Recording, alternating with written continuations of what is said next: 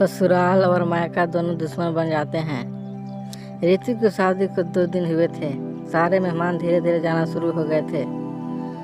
जब तक मेहमान थे तब तक वो सब ठीक ठाक चलता रहा, पर जब सारे मेहमान चले गए तब एक दिन ऋतु अपने पति के साथ छत पर बैठी थी और तभी उसकी सास आ गई और वो कहने लगी, बहू यह तुम्हारा ससुराल है, यहाँ पति के साथ सबके सामने हमारे यहाँ कोई नहीं बैठती। ऋतु को बड़ा अजीब लगा कि अपने पति के साथ ही तो बैठी है। उसे लगा उसने कोई जुर्म कर दिया। अब तो रोज सास का टोकना शुरू हो गया। अपनी तरफ से ऋतु कोई शिकायत का मौका नहीं देती थी, फिर भी उसकी सास कभी ऋतु को पल्ला ठीक करने के लिए कहती, कभी ऋतु 4 औरतों के बीच में आके बैठ जाती तो उसके सास उसे घूरने लगती और तब तक घूरती जब तक कि ऋतु वहाँ से उठ के किचन में न चली जाती। हद तो तब हो गई जब सास ऋतु के आने जाने में भी टोकने लगी। इधर मत खड़े हो, उधर मत देखो, कोई देख लेगा तो बोलेगा। मुकुल के एक दोस्त की शादी थी और मुकुल को जाना था। ऋतु ने सोचा शायद उसे भी जाना होगा तो उसने भी एक साड़ी पसंद कर ली पहन के जाने के लिए, पर सास ने कहा, बहू तो हमारे यहाँ औरतें शादी में नहीं जाती। ऋतु सोचने लगी, कैसा ससुराल है, यहाँ इतनी पाबंदी क्यों है, सब कुछ अजीब है। यहाँ अपने से बड़ा कोई भी दिख जाए तो सास सर के पल्लों को और आगे मुंह तक सरका देती है। ऋतु को कहीं जाने नहीं दिया जाता था।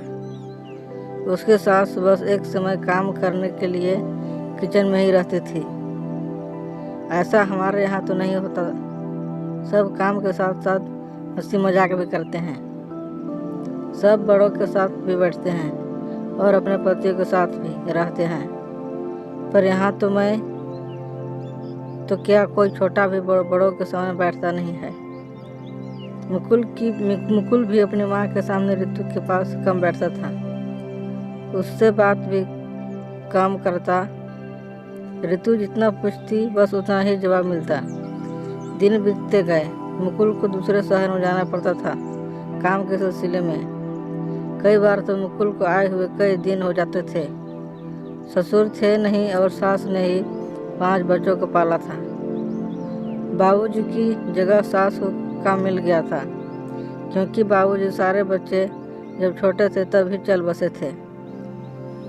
दोनों नंदों की शादी हो चुकी थी। बड़े भाभी दूसरे शहर में नौकरी करते और रहते थे। छोटा देवर भी बाहर नौकरी करता था। मुकुल बिचले बेटे थे जो साथ रहते थे। ऋतु काम करके जब भी सुस्ताने बैठती तो उसके सास फिर से कोई काम कर देती। आने जाने वालों का भी मेला लगा रहता था। ऋतु को बहुत अजीब लगता था। अब मुकुल बिल्कुल भी नहीं आते और फ़ोन भी नहीं उठाते थे। घर वालों ने पता किया तो पता चला कि कोई और लड़की है जिसके साथ मुकुल ने पहले ही शादी कर रखी थी और एक बच्ची भी थी उनकी, पर समाज के डर से कुछ नहीं बोला। पर सास को जब पता चला तो ऋतु को ही दोषी मानने लगी।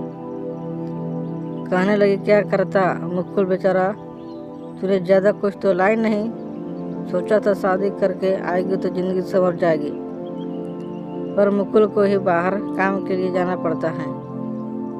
हो गया होगा। ऋतु को जब पहला पता लगा तो उसका झटका लगा। वो अंदर से टूट गई। ऋतु की जिंदगी बर्बाद हो गई थी। उसकी माँ सदमे से पागल हो गई और पिता भी सेहत से लाचार हो गए थे। इसलिए ऋतु को ससुराल में ही रहने के लिए बोला। ऋतु सोच रही थी कि आज क्या मेरा मायके जाने पे भी रोक लग गई। वह मेरा घर नहीं था क्या, क्योंकि ऋतु 12वीं कक्षा तक पढ़ी थी, इसलिए नौकरी भी नहीं कर सकती थी। ऋतु के पास कोई चारा न था। वह ससुराल ही इसी काल कोठरी में कैद होकर रह गई। उसे कोई सहारा देने वाला नहीं था। आज शादी के 5 साल हो गए, पर ऋतु की जिंदगी खाली पन्नों की एक बंद किताब की तरह रह गई थी। लोगों की डर की वजह से नहीं जाती थी मायके। उसे यह भी पता चला सास ने पहले जेठानी को भी तंग किया था, पर नौकरी लगने की वजह से वो चली गई। कभी कभार ही आती थी। अगर आज ऋतु जैसी लड़की पढ़ी लिखी होती और उनके पास कोई नौकरी करने का तजुर्बा होता तो ऋतु की जिंदगी ऐसा नहीं होती। ऋतु अपने पैरों पे खड़ी होती। ऋतु जैसी कितनी ही लड़कियां समाज में घिनौनी कृत्यों का शिकार हो जाती है और दहेज न मिलने पर ससुराल और मायका दोनों दुश्मन बन जाते हैं।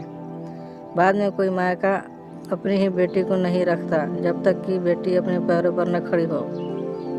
पर किसी तजुर्बे के अभाव में बेटी के लिए मुश्किल हो जाता है, कोई उसे अपनाता नहीं है। इसलिए साक्षरता का भी तभी महत्व है जब बेटियों को पढ़ाई लिखाई के साथ उनके खुद के पैरों पे खड़ा होना भी सिखाए। आशा करती हूँ आप मेरी बात से सहमत होंगे। आपको कैसी लगी कहानी कमेंट करके ज़रूर बताइए। धन्यवाद।